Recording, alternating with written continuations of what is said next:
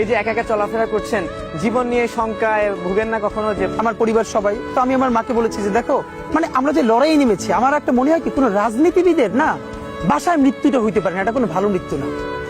যিনি রাজনীতি করেন, যিনি লড়াই করেন, যিনি বিপ্লবী, যিনি সংগ্রামী, তার মৃত্যুটা হবে একটা সংগ্রামের মধ্য দিয়ে, একটা রাজপথে, একটা গ্লোরির মৃত্যু।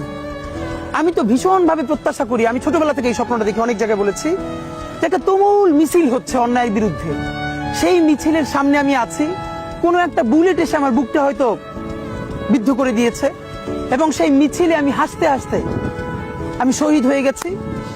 এবং সবাই যখন মৃত্যুটাকে ভীষণ ভয় পায়, আমি তখন হাসতে হাসতে আল্লাহর কাছে ভীষণ সন্তুষ্টি নিয়ে পৌঁছতে চাই যে আমি একটা ন্যূনতম ওই জীবনটা লিড করতে পারলাম, যে আমি একটা ইনসাফের হাসি নিয়ে আমি আমার আল্লাহর কাছে পৌঁছতে চাই।